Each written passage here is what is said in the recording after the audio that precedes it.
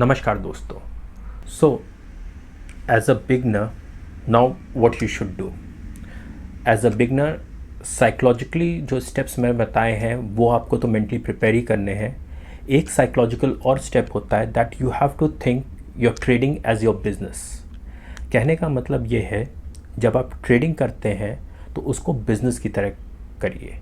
अब बिजनेस में जैसे फॉर एग्जांपल एक शॉपकीपर है, अगर उसको अपनी शॉप पे सिर्फ एक ही चीज़ रखनी है, रखता है एंड वो नहीं बिकती है, तो उसका पूरा रिस्क है, लॉस में जा सकता है, क्योंकि चीज़ बिकी नहीं, एक ही चीज़ थी, लॉस हुआ और उसका बिका नहीं, उसको रिटर्न नहीं आया, तो उसको लॉस हो गया। अब समझिए एक दूसरा बिजनेसमैन क्या है।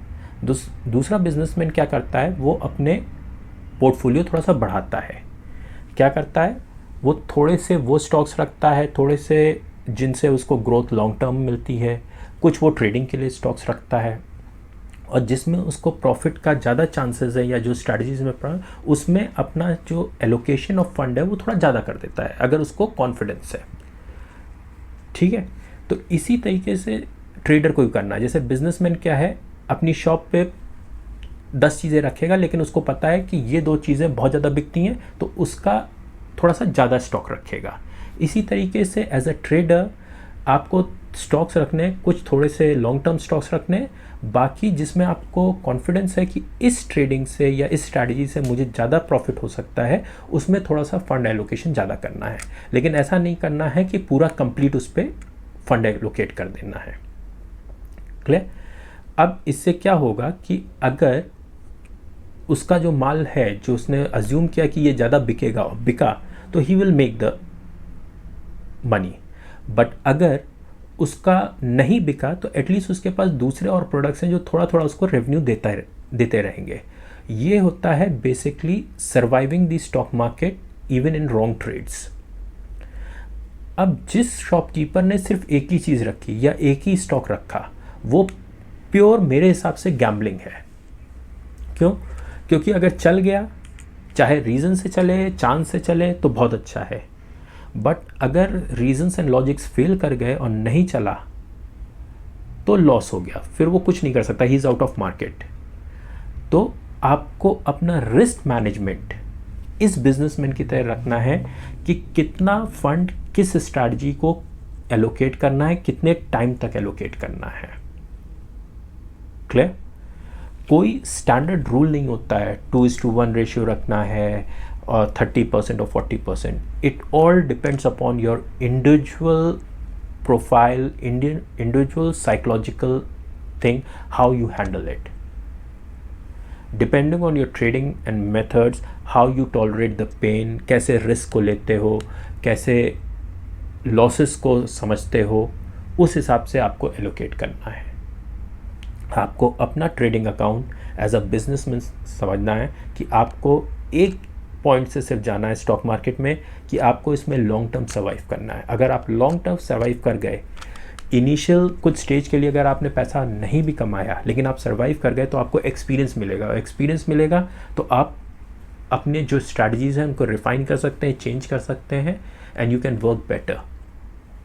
और ये जो डाइवर्सिफिकेशन का थोड़ा सा एंगल मैंने आपको बताया, इसमें आ है कि कुछ स्टॉक्स आपको बेल आउट कर लेंगे इन द रॉन्ग पीरियड, जब आपको कभी कुछ लॉस हो रहा है या कोई आपको ट्रेड आपके अकॉर्डिंग नहीं जा रहा है, तो ये जो छोटे छोटे पोर्टफोलियोज़ होते हैं या छोटी स्ट्रैटेजीज जो आप रन कर रहे हैं, ये आपको बेल आउट कर लेते हैं एंड आपको उतना लॉस नहीं होता है जो एक इंडिविजुअल स्ट्रैटेजी में आपको लॉस हो सकता है। क्लियर? अच्छा, स्टॉक मार्केट में विनर्स और लूज़र्स में एक फ़र्क ये भी होता है, अदर देन मतलब psychologically they are strong and they have, जो विनर्स होते हैं वो साइकोलॉजिकली स्ट्रॉन्ग होते हैं, they have more control, is there risk control is very prominent.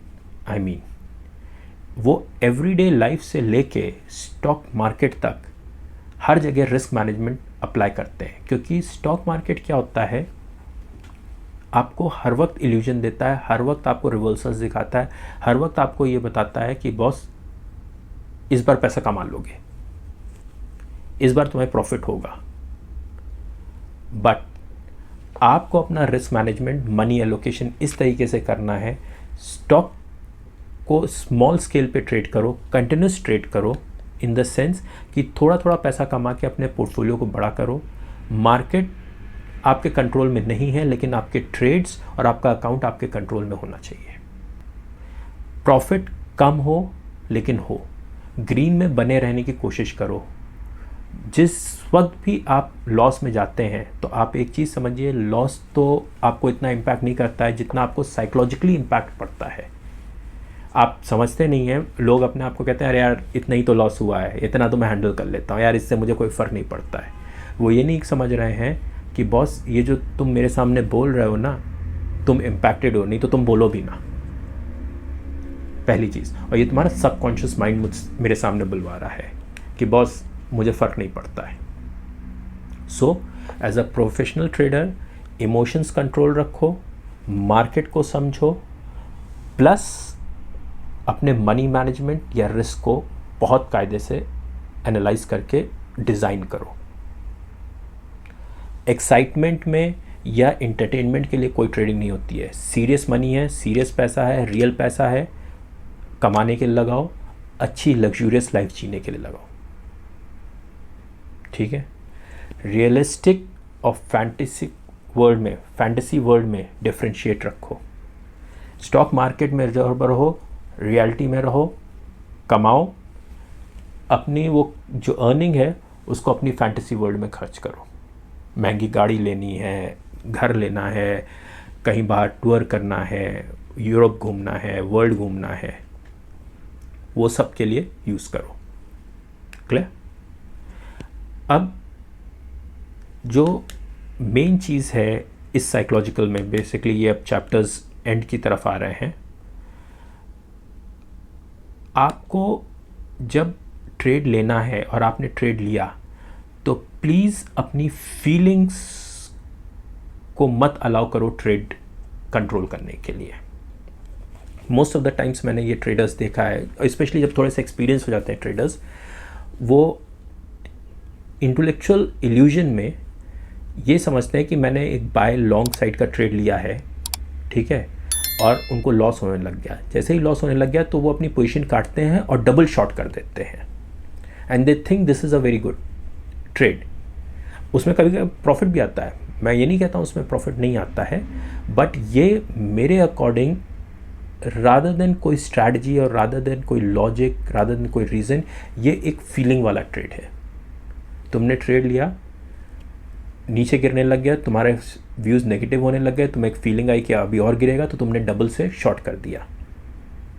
क्या इसी तरीके से शॉर्ट करके चल रहे हो, मार्केट ऊपर चली गई, तुम्हें लगता है कि लॉस हो रहा है, तो तुमने क्या डबल से लॉन्ग कर दिया, and then you feel proud कि यार मैंने क्विक डिसीजन लिया, तो मैंने देखो प्रॉफिट निकाल लिया।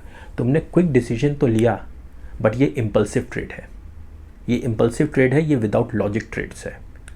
प्रॉफिट आ गया, एंटायरली अ डिफरेंट थिंग। मुझे उस लॉजिक पे बात ही नहीं करना। मैं इन सीरीज़ में ये नहीं बताना चाहूँगा, मैं हर बार बता रहा हूँ कि प्रॉफिट बहुत कम इम्पॉर्टेंट चीज़ होती है।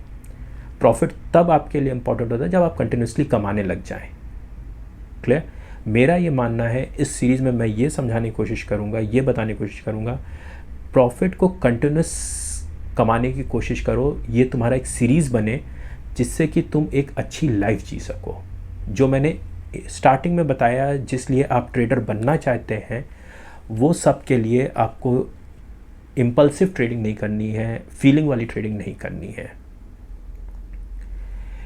As a trader you have either the power, एक चीज़ समझ लो, स्टॉक मार्केट में बिल्कुल क्लियर है, एज अ ट्रेडर तुम्हारे पास दो पावर होती हैं। एक वो पावर होती है कि अपना पैसा किसी और ट्रेडर को दे दो, और एक या तो पावर होती है कि दूसरे ट्रेडर से अपने पास पैसा ले लो। चॉइस तुम्हारे पास है।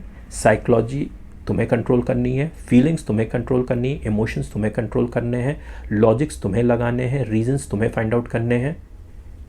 नहीं तो 90% ट्रेडर्स पैसा देते हैं और 10% ट्रेडर्स लेते हैं। बी अ प्रोफेशनल, कायदे से समझो स्टॉक मार्केट, और हर बार ये चीज़ प्रूफ करते रहो पैसा रियल है। अगर लॉन्ग टर्म तुम्हें कमाना है, अपनी वो ड्रीम वाली लाइफ जीनी है कि किसी को बताना नहीं है, किसी को रिपोर्ट नहीं करना है, जहाँ चाहो वहाँ से ट्रेड कर लो, पूरी दुनिया घूमो, लग्जरी कार्स खरीदो, ये तभी पॉसिबल है जब आप कंट्रोल रहेंगे। और ये कंट्रोल तभी रहेगा जब आप अपनी पर्सनालिटी को एनालाइज करके समझेंगे और फिर उसके हिसाब से ट्रेड करेंगे। क्लियर?